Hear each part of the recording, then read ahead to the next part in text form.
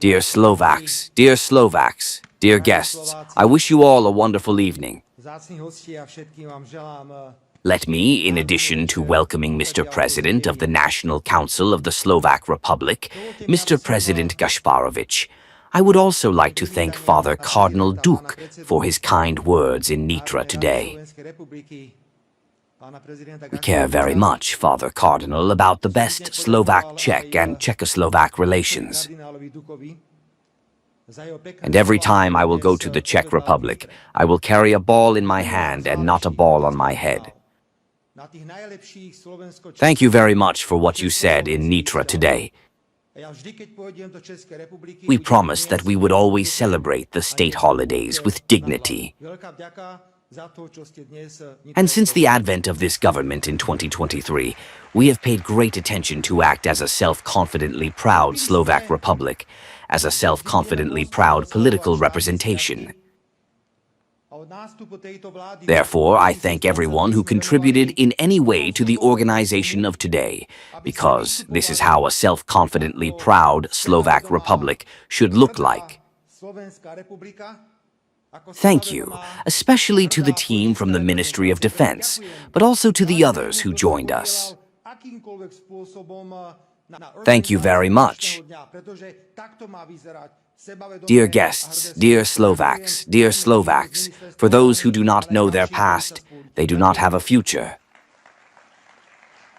And it is up to this nation, if its so-called false elite, to deliberately ignore its past or even to overtake it.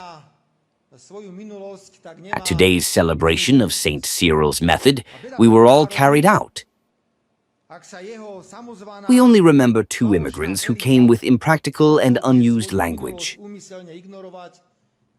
The disrespect even went so far that no one dared to laughingly call the halaholic a blabalik, that it was brought to the people living on our land, but they could not be our ancestors in any case. They were Slovaks, now old Slovaks. It is literally unbelievable. Dear Slovaks, as enemies of our own state, it is important that we do not have any national, cultural, or spiritual identity. We should be considered only as a bunch of soulless masses of people, which has arisen here, which does not even deserve its statehood, and which should only be here to blindly and obediently listen to the great and powerful. Unfortunately for us, Slovaks and Slovenes, history writers, especially foreign historians, wrote about us. And it would be a mistake to think that they always wrote only the truth about us. Histories written by foreign authors are often inclined to silence the existence of the one who plays a decisive role in these histories. The mission work of the Holy Cyrillic method is so timeless that it cannot be moved only to history. Pope John Paul II, in his homily delivered in Rome in November 1981, said to the Slovaks, "Stay faithful to the heritage of the fathers of the Holy Cyrillic method. Live, according to him, constantly, protected in the certainty that it is the basis of your spiritual greatness and the real cultural height of your nation." The Holy Father then perhaps did not even suspect what kind of people he already had, in that time attentive listeners, people who took the significance of the mission of the Holy Cyrillic method for our nation. Finally, it was probably no coincidence, dear Mr. President Gasparovich, that 11 years later, in 1992, the fathers of the Constitution of the Slovak Republic, and you, Mr. President, are among them. In their preamble, they refer to the Cyrillic Methodic spiritual heritage and the historical reference of the Great Morava. If you allow me, I am not supposed to make any historical abbreviations, nor to complicate this precious auditorium in detail. However, together with this sacred place, we can justify and without any doubt declare to the whole world that without the mission of the Holy Cyrillic method, it would be impossible to talk about cultural and political independence, nor about the state superiority of Slovaks and Slovenes. Despite more than 1,000 years of absence of territorial, cultural, or political autonomy, our nation has preserved its own identity to this day. Once again, for 1,000 years, we have done nothing, and yet our identity has remained. The well-known Czech historian, who later lived in the Western world, František Graus, rightly says that the heritage of Slovakia and Slovaks creates a small historical miracle among the neighboring nations.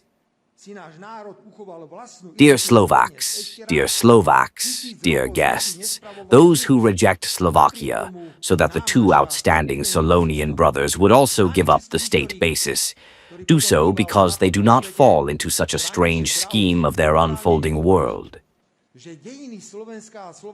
You know, declaring to the Cyrillic Methodic heritage is not some kind of charity for us. For us, it is an opportunity for truth and justice.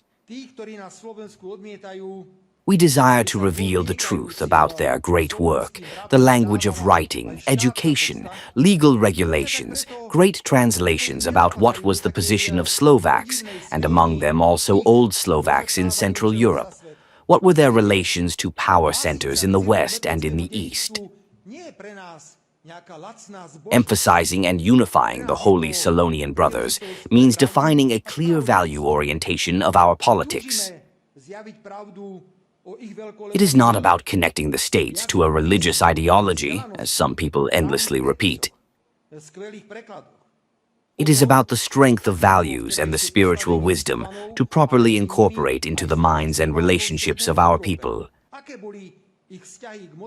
The European Union, but also the whole world, today lacks personalities who could at least be compared to the Solonian brothers. The Holy Cyrillic Methodic connected. They did not build new railway. Even Devín, on whom we now stand, felt in the past in one sad role. Right under the castle, there was a railway that disintegrated the European continent, disintegrated culture, relations between people. And it is more than sad that someone in Europe lacks a similar railway. They want to divide the West and the East again. And unfortunately, the railway becomes a reality. Relationships were broken, and everyone who just shows interest and understanding in building a railway is immediately surrounded by betrayal of European values. The defenders and constructors of the new railway forgot the words of St. John Paul II, who said that Europe must breathe with both lungs, the East and the West. And this is how he expressed the significance of the Holy Cyrillic Methodic personalities who crossed the framework of the Slavic world. I refuse here with Devín as the president of the government of the Slovak Republic that we will not give up our traditions and we will give a hand to peace cooperation. The Holy Cyrillic method are for us a certificate of truth for the whole Slavic world. The Holy Cyrillic method dominated by wisdom, education, values, and self-respect. What difference does it make if we look at what spiritual and valueless people are doing in the media and in the public space? Health, reason, tradition, national culture are oppressing each other, dominating vulnerability and superficiality. I express a desire that on the September meeting we will win the right to a healthy mind. And the needy majority of the MPs of the Slovak Parliament will support in the final vote the proposal of the novelization of the Constitution in basic cultural, ethical, and value issues. If we cannot agree in Slovakia that there are only two views, and that schools should teach only what the Constitution of the Slovak Republic and the return of the definition of marriage as the only union of men and women, we are on a very dangerous path for the whole country. The careless and distorted progressivism and liberalism can only destroy our country.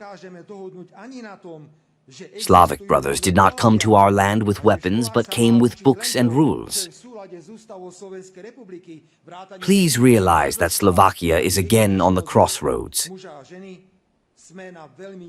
We all know the old ideological dogmas with this and with that, forever and nowhere else, as well as bureaucratic and supranational structures, are changing right in front of our eyes. And we must say that not all changes are positive. Many of us are clearly disturbed, and many are not welcome.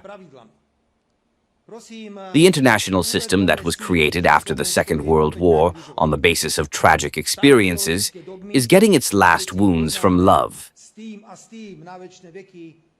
international law has only become a collection of purposefully used rules, primarily in favor of the big and strong and with the expectation of absolute obedience of the smaller and weaker. The big ones are talking about a new war and claiming to be peace activists, and those who constantly emphasize peace are well considered war criminals. Our opponents on all fronts let anyone who is allowed to ask a meaningful question about our future fate in this changing world. I ask questions. Are we going to stay on our own and fight for our survival, or do we want to dissolve into the sea of stronger players? What contribution do we want to make to the common life of Europe?